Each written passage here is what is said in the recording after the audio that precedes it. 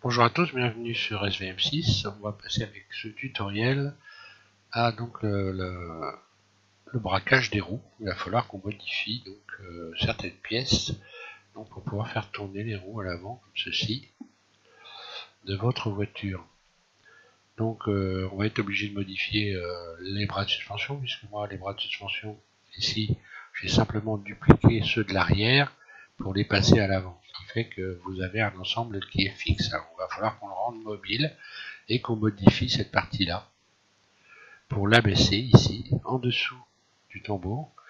Il va falloir qu'on fasse en sorte que les tambours soient collés, le tambour et puis la suspension ici soit collée à la roue de manière à ce que lorsque vous tournez la roue RZ, vous n'avez pas le tambour qui passe, le tambour et la suspension qui passent à travers la roue. Donc je vais vous faire voir ça. On va passer directement aux explications. Voilà, si vous avez téléchargé donc le train avant de la voiture, vous devez être dans cette configuration là, avec le tambour ici qui est fixe et le bras de suspension qui n'est pas à la bonne hauteur. Donc on va modifier tout ça. Alors il est possible que, je ne me rappelle plus, on va peut-être déjà commencer par les suspensions. Donc vous devez avoir des suspensions individuelles. Donc là c'est le cas, elles sont individuelles. Oui, je l'avais bien si je les avais séparées. Donc normalement vous n'avez rien à faire là. On va donc, je vais cacher les roues et je vais directement modifier ici je vais cacher tout ce qu'on n'a pas besoin, les suspensions non plus, les roues.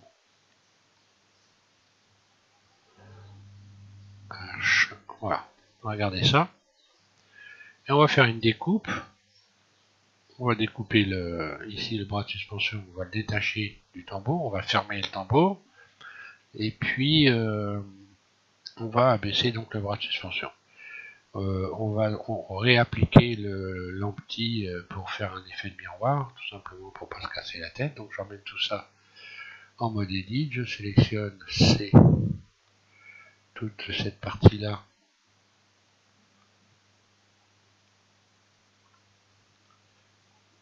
Z, C, voilà. Sélectionner tout ça, le supprimer.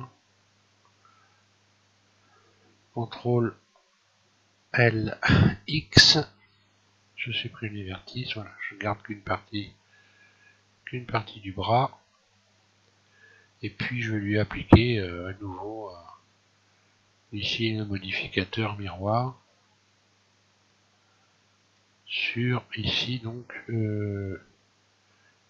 sur l'empty, moi c'est l'empty numéro 10, voilà. Il faut garder les empty, je vous l'avais dit, faut surtout pas supprimer l'empty, mais bon, si vous l'avez supprimé, au cas où, on sait jamais, je vais vous faire voir, je vais revenir en arrière, vous pouvez le repositionner, donc en principe, normalement, quand vous sélectionnez cette pièce-là, votre manipulateur vient se positionner au centre. Il suffit simplement de faire en sorte de déplacer donc ici le curseur vers la poignée de déplacement. Pour ça, vous faites Shift S et vous emmenez le curseur vers la sélection. Donc votre curseur vient se placer exactement au centre ici, vous n'avez plus qu'à rajouter un empty. Et l'empty, lui, va venir se positionner sur le curseur. Voilà, empty penalty. Bon. Comme ça, vous avez rajouté votre empty au cas où, si jamais. Donc je vais supprimer, il ne sert à rien. Je recommence donc ce que j'ai fait. Z, je vais sélectionner toute cette partie-là. CTRL L. Et je vais la supprimer. X, vertice. Voilà. Donc je disais, je me retrouve. D'ailleurs, ça me paraît bizarre. J'ai dû faire, d'ailleurs vous allez vous méfier, probablement j'ai dû créer des doublons, là je pense, parce que j'ai dû faire une duplication sur ça et j'ai pas fait attention, j'ai dû créer des doublons, ça me semble. Je vais tout sélectionner, aller faire un tour, voir. Ça me paraît assez bizarre. Enlever les doublons, et oui, 568 doublons, donc vous faites comme moi, vous devez avoir les doublons. D'ailleurs à ce sujet-là, vous allez pouvoir éventuellement alléger le bras. Parce que là on voit que voilà, j'ai dû probablement ce que j'ai dû faire, c'est que j'ai dû subdiviser 2 fois sans faire attention. J'ai dû faire 2 subdivisions, les unes derrière les autres probablement. C'est ce qui explique que j'ai autant de rayons comme ça. Donc il vous suffit simplement d'en sélectionner un sur 2 et puis de les supprimer. Un X, dissoudre les arêtes, hein, vous faites ça sur tout le long. Je ne sais pas si je peux sélectionner ça en damier, peut-être pour aller plus vite. Non, ça va pas marcher, je pense pas. Je vais essayer, voir. Sélectionner en damier, on va voir si on peut le faire avec le réglage. Mais c'est pas certain. Désélectionner en damier.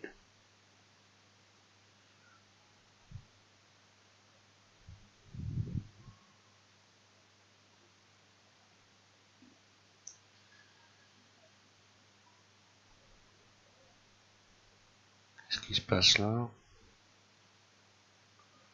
Non, là, ça va pas marcher. J'essaye, on sait jamais avec le réglage. Ignorer.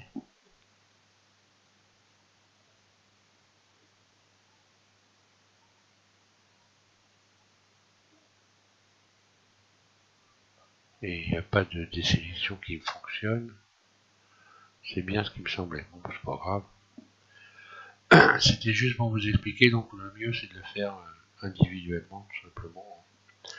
Voilà, vous allégez votre ce qui va vous redonner, pour ceux qui rament un peu, hein, ça va vous redonner une mobilité. Hein. Donc il y a forcément les bras de suspension avant et arrière qui sont dans le même cas. Hein. Il dissout des arêtes, il faut faire ça sur toute la longueur. Voilà.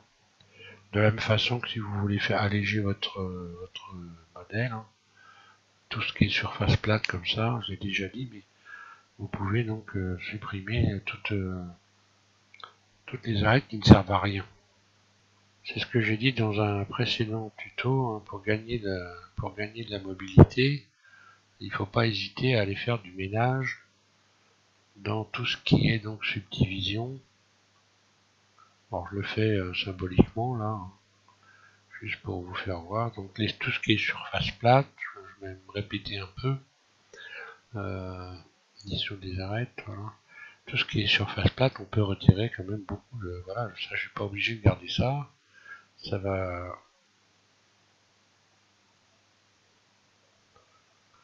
rien changer si je les retire. X dissout les arêtes, ça ne changera rien aux formes. Donc même celle-là, je peux la retirer et X dissout les arêtes. Et en faisant du ménage comme ça sur tout votre modèle, vous allez gagner énormément de mobilité, hein, de poids. Et il dissout les arêtes, voilà, enfin, ainsi de suite. Donc c'est pas tellement le sujet, mais bon, je préférerais le rappeler. Hein.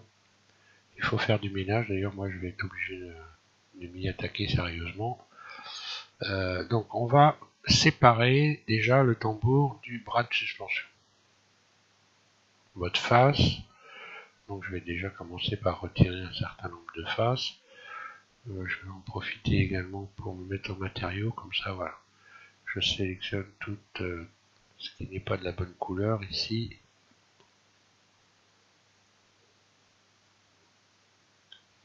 Et puis vous enlevez à peu près 5 ou 6 lignes de face comme ceci pour séparer X face. Voilà, créer une ouverture. Ensuite on se met en mode arrête.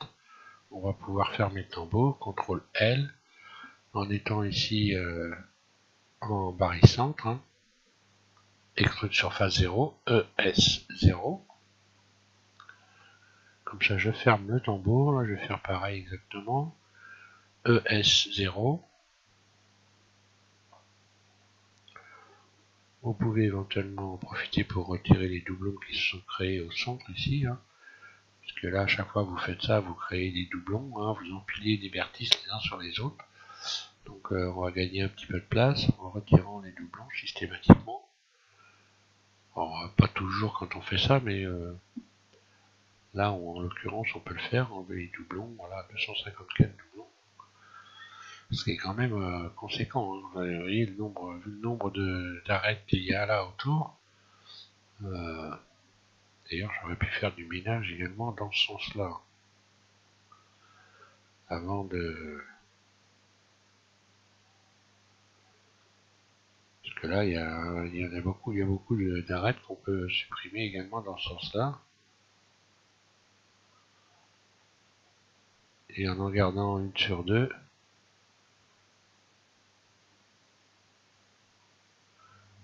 Donc je vais le faire, X sous les arêtes. Voilà. Ça marche pas, oui, pourquoi?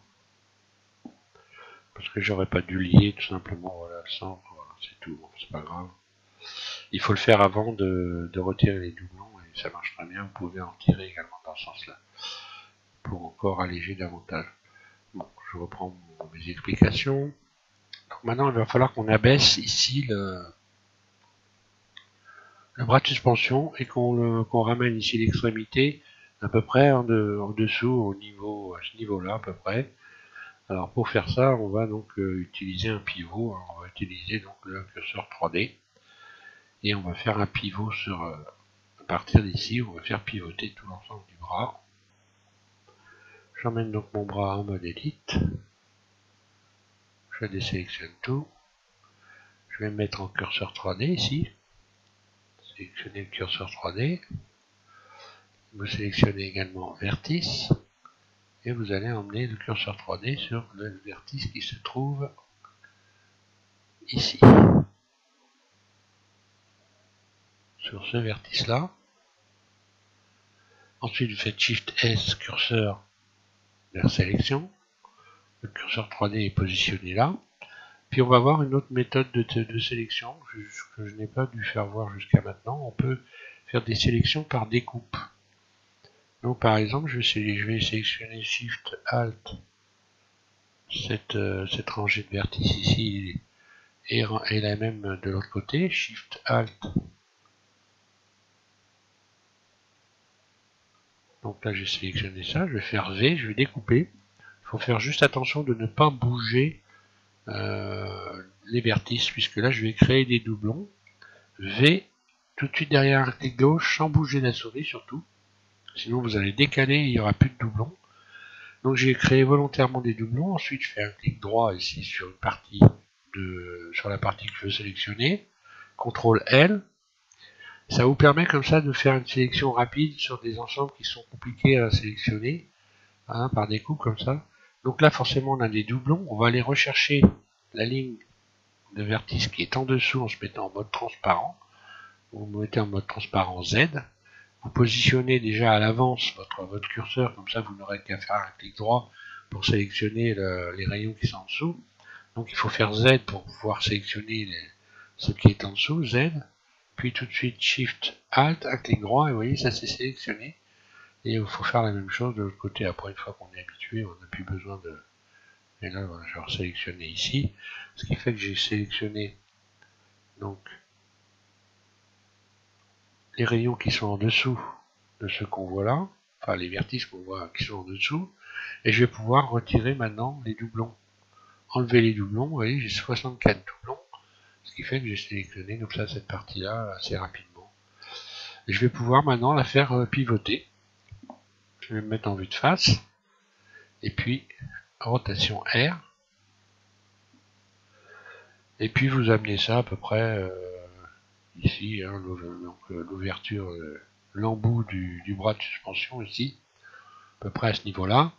Et on va être obligé également de le recentrer par rapport au tambour. Tambour d'ailleurs qui est pas très rond, j'ai dû un peu planter quelque part. Donc vous utilisez l'outil de déplacement et puis vous venez recentrer comme ceci. Forcément en l'abaissant, on a décentré ici le bras de suspension. Voilà, donc ça donne ça. Donc forcément en faisant ça, hein, ce qui se passe ici, c'est qu'on a donc créé une déformation.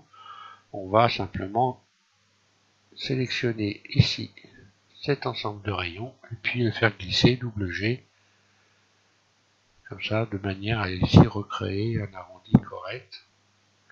Vous faites ça sur environ, on va dire 3 rangées de rayons, pourquoi pas, jusqu'à les faire glisser pour retrouver ici une courbe correcte. WG, voilà. Donc là on est revenu à la normale. À partir de là vous avez donc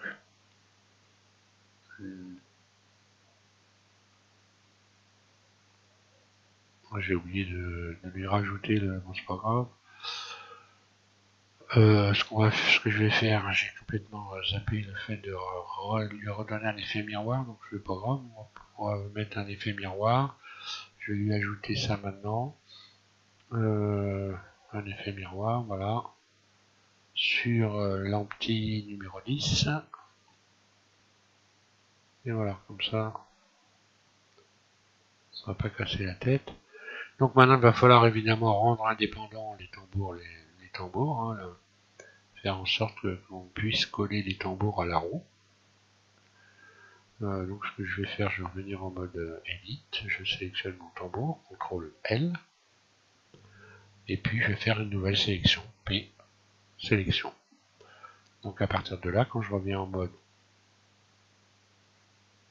objet, j'ai donc ici mes bras de suspension et ici mes tambours. Le problème c'est que les tambours ne sont pas individuels, donc vous ramenez vos tambours après avoir appliqué l'effet miroir. Donc j'applique l'effet miroir, je ramène mes tambours en mode Edit, je sélectionne une nouvelle fois mon tambour, un tambour, celui de droite par exemple, CTRL L et je vais refaire P, sélection, ce qui fait que je vais avoir maintenant deux tambours individuels, celui-ci et celui-ci, que je vais pouvoir ensuite coller à la roue, ce qui va permettre à la roue de tourner sans que le tambour passe à travers. Ensuite je vais faire exactement ici la même chose. Donc là maintenant on va rajouter un cache. En réalité pour l'instant c'est pas la peine de faire quoi que ce soit. On va juste rajouter un cache entre ici le bras de suspension et le tambour pour symboliser les rotules qui se situent ici. Donc l'articulation. On va pas faire évidemment les articulations, on va juste faire un cache qui va symboliser l'ensemble. Donc je vais rajouter par exemple un cube. Donc là un cube en mode edit, comme ça je vais profiter du fait que j'ai un effet miroir sur l'empty pour pouvoir donc faire les deux côtés en même temps. Donc ici créer cube. Donc là j'ai deux cubes, surface. Je revois la surface. J'ai deux cubes, donc le cube qui est dupliqué ici. Et je vais donc créer une pièce comme ça. En mode de barrissante, ce sera mieux.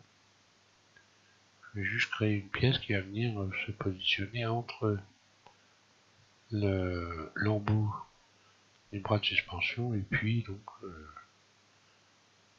le tambour. Voilà. Outil de déformation ou transformation.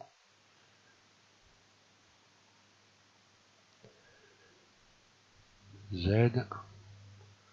Et puis je vais faire en sorte que ça bouche ici donc l'ouverture des bras de suspension. Je vais peut-être même le réduire un peu encore.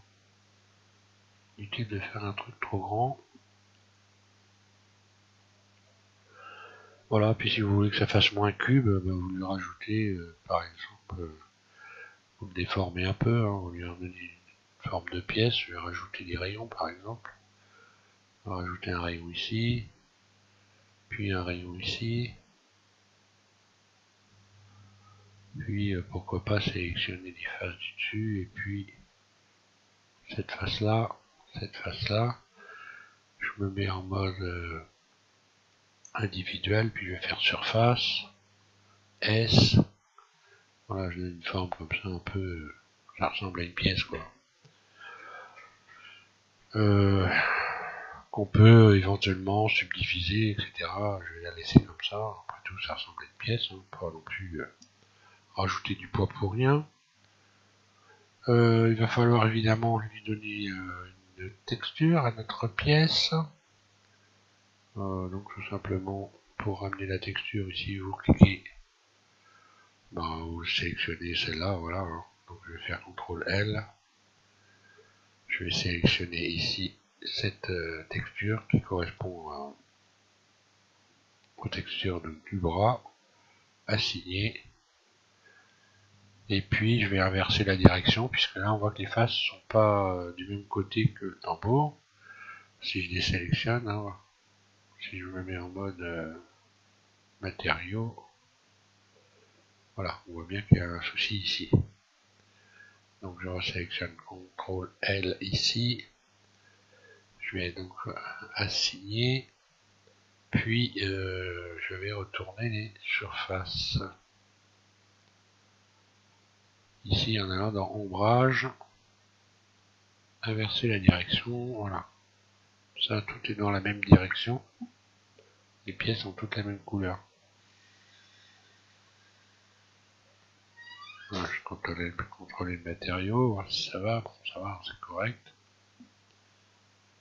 J'aurais pu l'adoucir aussi, hein, en allant ici, donc adoucir.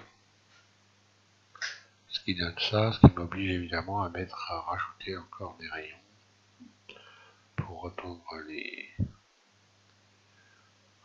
la texture.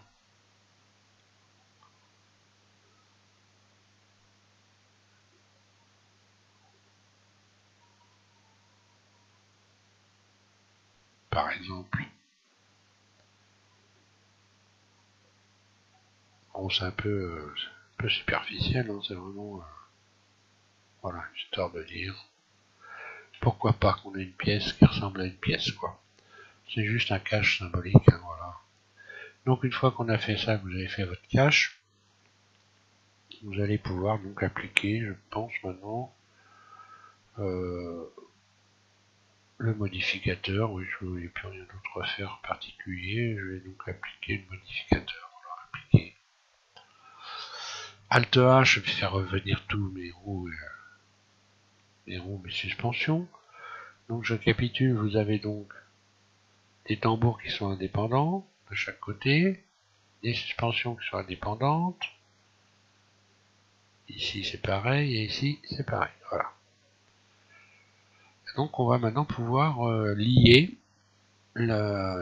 ces pièces-là, donc le tambour et la suspension, à la roue.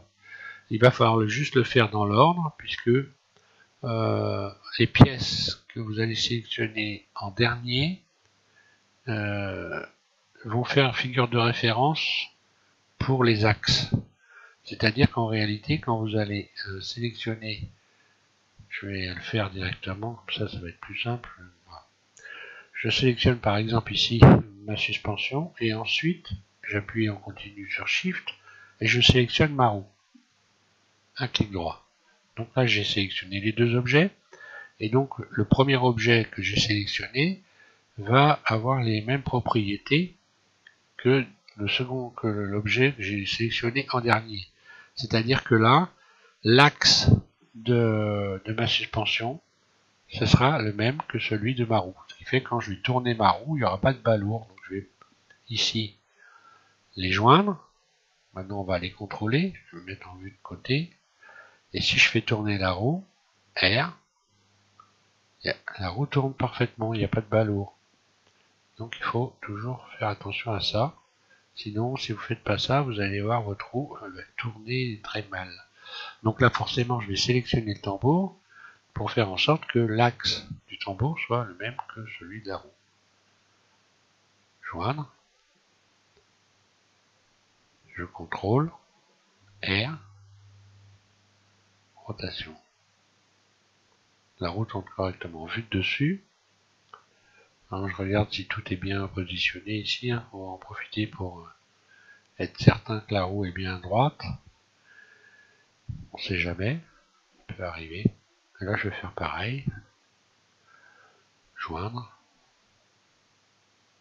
le tambour à la roue. Voilà. Je vais aller contrôler si ça tourne correctement. R. Donc voilà, tout tourne bien, il n'y a pas de souci. Donc maintenant on va pouvoir évidemment faire tourner les roues puisque tout est articulé. Et on va rajouter un petit. Alors vous mettez en vue dessus. On va commencer par rajouter un empty, un clic gauche, puis vous positionnez votre curseur ici, à cet endroit-là à peu près, et vous allez ajouter un empty. Mais vous pouvez le positionner où vous voulez, ça ne changera rien. Hein.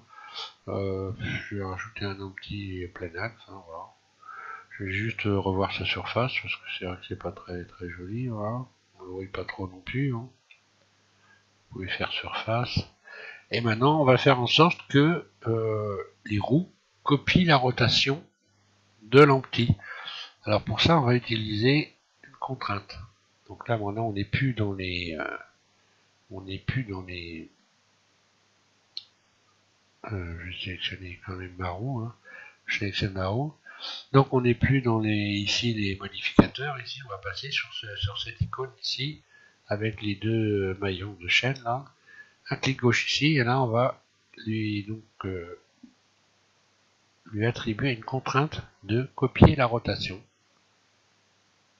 Donc il va copier la rotation de l'empty.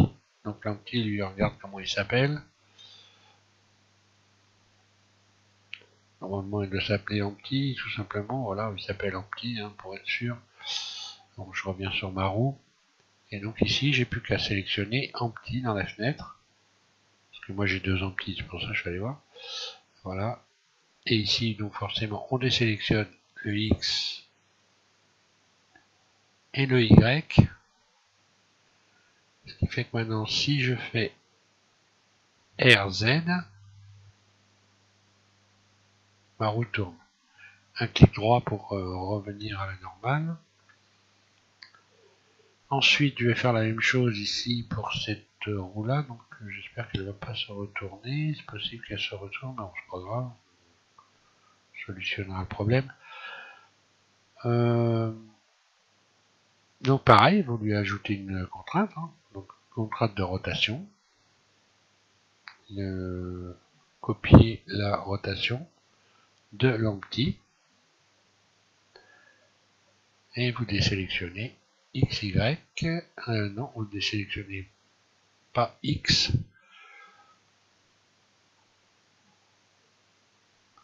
Là, inversé. Décalage. Tiens, moi je devais m'en douter de ça. Il va y avoir un problème dans ce genre-là.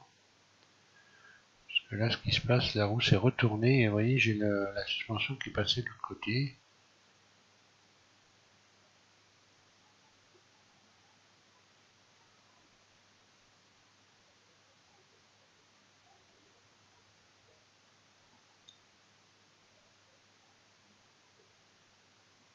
Là, c'est pas possible. Bon, je vais sélectionner les trois. Donc X, ça marche pas. Y non plus, normalement.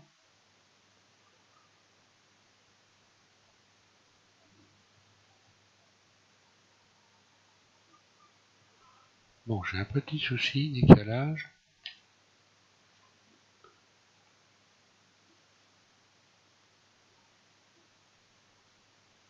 Et évidemment, c'est normal, puisque j'ai pas sélectionné le bon empty, je me disais aussi.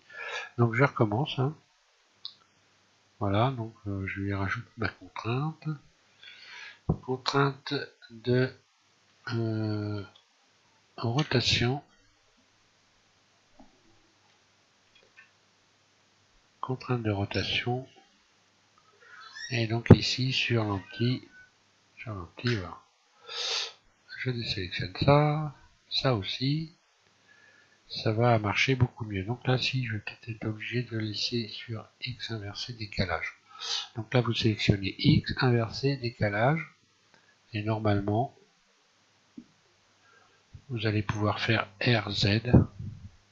Voilà, et ça tourne, les deux roues tournent. On va juste rajouter une contrainte, évidemment, de rotation. On va empêcher l'empty d'avoir une rotation supérieure à 35 degrés pour respecter l'amplitude du rayon de braquage des roues de la voiture. Donc vous sélectionnez votre empty, vous lui ajoutez donc une contrainte, cette fois-ci, de limite de rotation. Limiter la rotation. Vous cliquez ici donc sur limiter la rotation sur l'axe Z. Et ici, il y a juste qu'à taper à clic gauche ici, vous tapez donc moins 35 degrés, puisque l'amplitude c'est le rayon de braquage c'est 35 degrés. Voilà, moins 35. Et ici 35 degrés. Voilà. En dessous 35, au-dessus moins 35, ce qui vous fait une amplitude de 70 degrés de rotation. Et si vous utilisez ici, si vous faites RZ, voilà, vous bloquez à chaque fois, vous n'irez pas plus loin. Les roues tourneront comme ceci. Voilà. RZ. Voilà. Voilà pour ce tuto, il n'y a plus qu'à faire ça et puis vos roues vont se braquer correctement. Donc je vais m'arrêter là, je vous remercie de suivre SVM6, on passera donc au prochain tutoriel à la modélisation des joues d'aile, et puis les bavettes, et là voilà, le côté modélisation sera terminé, on passera au côté animation, et puis donc là on en a déjà commencé en réalité, puisque ça fait un peu partie de l'animation, hein. Voilà. Donc bonne modélisation à tous, et puis bien à vous de jouer, voilà, merci de suivre SVM6 encore une fois.